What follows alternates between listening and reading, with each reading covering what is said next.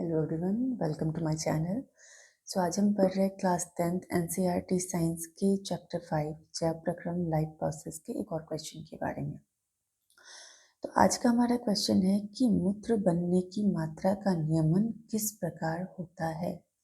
मतलब जो यूरिन का फॉर्मेशन होता है उसमें यूरिन का अमाउंट कैसे डिसाइड होता है, किन बातों पर डिपेंडेंट होता है। ठीक है, तो इसको हम आंसर तो भी करेंगे, बट आप शॉर्ट में ये समझ लो पहले कि यूरिन कहाँ बनता है, यूरिन का फॉर्मेशन कैसे होता है। ये आपने लास्ट वीडियो में देखा होगा कि structure and function of nephron में मैंने ये बताया है कि यूरिन का फॉर्मेशन कैसे होता है। ठीक है, बट आपको शॉर्ट में यहाँ बता देती हूँ कि यूरिन का फॉर्मेशन कैसे होता है, फिर आप समझोगे कि यूरिन का अमाउंट किस पे डिपेंड करता है, किन बातों पे डिपेंड करता है। तो ये देखो आप, यूरिन का फॉर्मेशन कहाँ होता है, किडनी में। ब्लड का फिल्ट्रेशन कहाँ होता है, किडनी में। ब्लड का फिल्ट्रेशन होता है, देन यूरिन का फॉर्मेशन होता है, and then urine renal pelvis होते हुए यूरेटर से बाहर निकल आता है।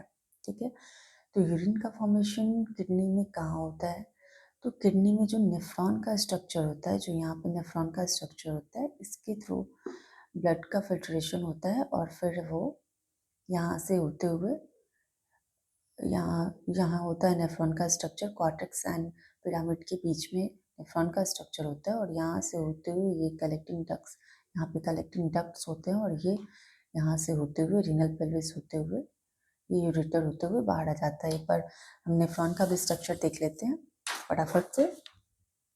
ये आपके नेफ्रॉन का स्ट्रक्चर है। तो यहाँ से किडनी से रीनल आर्टरी के थ्रू ब्लड आता है ग्लोमेरुलस में। ग्लोमेरुलस में ब्लड फिल्टर होता है। यहाँ पे अल्ट्रा फिल्ट्रेशन का प्रोसेस होता है जिसमें कि जिससे कि ब्लड छन के यहाँ से ब्लड छनता है और यहाँ से ब्लड से वाटर बाहर आ जाता है वुमेन्स कैप्सूल में।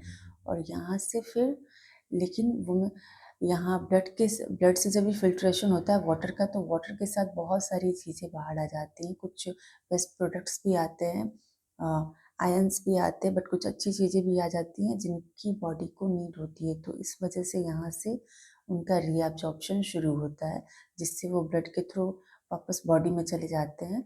इन ट्यूब्यूल्स के सहारे ब्लड में वापस जाते हैं एंड फिर बॉडी की नीड को पूरा करते हैं।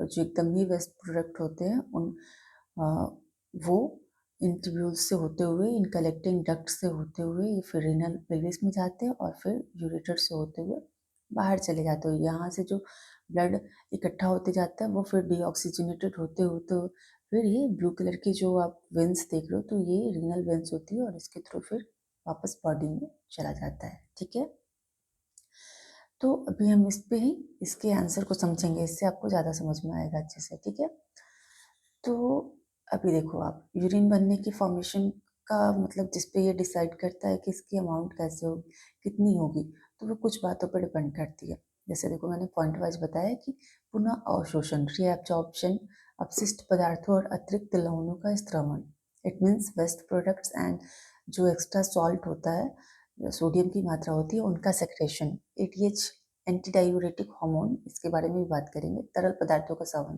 सेवन। तो हम पॉइंट वाइज बात करते हैं एक एक करके। तो यहाँ बात आती है पुनः अवशोषण की, ठीक है, रीअब्जॉर्प्शन की।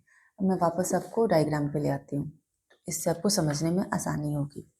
अभी देखो आप, क्या होता है कि यहाँ पे ब्लड का फिल्ट्रेशन हुआ, अब ये वुमेन्स कैप्सूल में आ गया। अब ये इस बात पर डिपेंड करता है ना कि बॉडी में पानी की मात्रा कितनी है। अगर बॉडी में पानी की मात्रा ज़्यादा होगी तो यहाँ पे तो ब्लड में वाटर का फिल्ट्रेशन, यहाँ पे ब्लड का फिल्ट्रेशन हुआ तो यहाँ पे वाटर आया। अभी क्या होता है कि बॉडी में अगर पानी की मात्रा ज़्यादा है तो यहाँ पे ब्लड का वाटर का जो रीअब्जॉर्प्शन होगा ना, ये ट्यूब्यूल्स के सहारे कम होगा। ठीक है, और क्योंकि बॉडी को पानी की उतनी ज़रूरत नहीं है तो ये डिपेंड, और अगर आपकी बॉडी में पानी की मात्रा कम है तो यहाँ पे रीअब्जॉर्प्शन जो होगा वो ज़्यादा होगा, क्योंकि बॉडी की पानी की मात्रा को भी वो रखना है कि कम ना हो बॉडी में पानी की मात्रा। तो अगर बॉडी में पानी की मात्रा ज़्यादा रहती है तो यहाँ पे वाटर का रीअब्जॉर्प्शन जो होता है वो कम होता है। तो इसमें क्या होगा कि अगर वाटर का रीअब्जॉर्प्शन इन ट्यूब्यूल्स में कम होगा तो ज़्यादा मात्रा में वाटर बाहर निकल जाएंगे और क्या होगा कि यूरिन की मात्रा ज़्यादा होगी। और अगर बॉडी में पानी की मात्रा कम होगी तो क्या होगा कि यहाँ पे वाटर का रीअब्जॉर्प्शन ज़्यादा होगा, क्योंकि बॉडी की नीड है वाटर की। तो यहाँ से जो यूरिन बाहर आएगा वो यूरिन की मात्रा उसकी कम होगी। आगे की चीज़ें भी इस रीअब्जॉर्प्शन पर डिपेंड करती है, बट मैं पॉइंट वाइज समझाऊंगी आपको, ठीक है। ये सारी चीज़ें एक दूसरे से कोरिलेटेड होती हैं, ठीक है। अब देखो आप, अपशिष्ट पदार्थों और अतिरिक्त लवणों का स्त्रवण, ठीक है। तो अब हम पहले अपशिष्ट पदार्थों पे आ जाते हैं, जो वेस्ट प्रोडक्ट्स होते हैं। तो waste product like urea, creatinine, uric acid, metabolic waste जो भी होते हैं, तो इन सबको बाहर निकालना होता है, क्योंकि ये बॉडी के लिए तो सही नहीं होते हैं। तो अब इनकी मात्रा पे कैसे डिपेंड करता है कि अगर इनकी मात्रा यहाँ पे छन के जब वापस आया, तो इनकी मात्रा, अगर वेस्ट प्रोडक्ट्स की मात्रा ज़्यादा है, तो इनको बाहर निकालने के लिए क्या होता है कि पानी की मात्रा ज़्यादा लगती है, क्योंकि इनको घोल के निकालना पड़ता है। तो अगर अपशिष्ट पदार्थ ज़्यादा है, वेस्ट प्रोडक्ट्स ज़्यादा हैं, तो इनको घोल के निकालने के लिए पानी ज़्यादा लगेगा। तो पानी ज़्यादा लगेगा, इस वजह से यूरिन की मात्रा ज़्यादा होगी। अगर वेस्ट प्रोडक्ट्स की मात्रा कम है, तो कम पानी में ही घुल के निकल जाएगा, तो फिर वहाँ यूरिन की मात्रा कम हो जाएगी, ठीक है। अब देखो आप, अतिरिक्त लवणों का स्त्रवण, इट मीन्स सॉल्ट्स की बात हो रही है यहाँ पे। तो बॉडी में क्या होता है कि अगर बॉडी में अगर आपकी बॉडी में सॉल्ट की मात्रा ज़्यादा है, सोडियम की मात्रा ज़्यादा है, तो रीअब्जॉर्प्शन में यहाँ पे सॉल्ट जो होता है ना, ये जो सॉल्ट होता है ये रीअब्जॉर्ब होता है, बट क्या होता है कि बॉडी को जितनी नीड होती है वो उतना ही रीअब्जॉर्ब करेगा। अगर बॉडी में सॉल्ट की मात्रा ज़्यादा हो गई है, तो वो उसको रीअब्जॉर्ब में उतना एब्जॉर्ब नहीं करेगा, क्योंकि बॉडी की नीड नहीं है उतनी। तो वहाँ भी, क्योंकि सोडियम को बाहर निकालने के लिए वाटर की ज़रूरत पड़ती है, तो उसको इस एक्स्ट्रा सॉल्ट को निकालने के लिए भी वाटर की मात्रा ज़्यादा लगेगी, और फिर यहाँ पे यूरिन की मात्रा बढ़ जाएगी, ठीक है। तो इसलिए बोलते हैं ना कि एक्स्ट्रा सॉल्ट भी नहीं लेना चाहिए, उससे भी जो होता है ना कि यूरिन की मात्रा बढ़ जाती है, ठीक है। अब देखो आप, अब नेक्स्ट पॉइंट आता है एडीएच, एंटी डायूरेटिक हार्मोन। ये जो होता है ना एडीएच हार्मोन, ये पोस्टीरियर पिट्यूटरी ग्लैंड के द्वारा स्रावित होता है, ठीक है।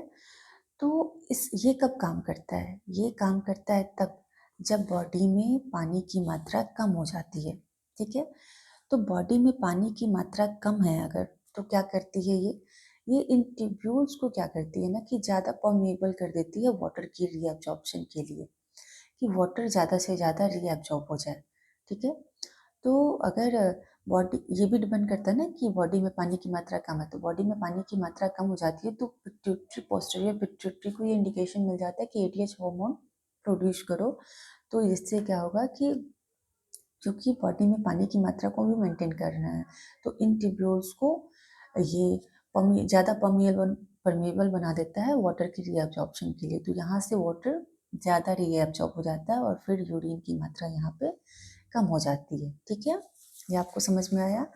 और लास्ट पॉइंट आ जाते हैं कि तरल पदार्थों का सेवन। तो ये आपने समझ लिया कि बॉडी में अगर लिक्विड मटेरियल ज़्यादा है, तरल पदार्थ ज़्यादा है, तो आपकी जो अगर ज़्यादा है तो यूरिन ज़्यादा मात्रा में होगी। अगर आपकी बॉडी में लिक्विड कम है, तो कम मात्रा में यूरिन का फॉर्मेशन होगा और कम मात्रा में यूरिन निकलेगी। बट इसलिए कहते हैं ना कि ज़्यादा मात्रा में भी वाटर नहीं लेना चाहिए, कम मात्रा में भी नहीं लेना चाहिए वाटर। वाटर का इंटेक एक बैलेंस मात्रा में होना चाहिए, क्योंकि अगर आपने ज़्यादा भी वाटर इंटेक कर लिया, लिक्विड मटेरियल ज़्यादा कर लिया, तो वो बार बार यूरिन का फॉर्मेशन होने लगेगा, और वो जब भी वाटर की मात्रा ज़्यादा रहेगी, तो काफ़ी कुछ बॉडी से ऐसे ही बाहर निकल जाएगा।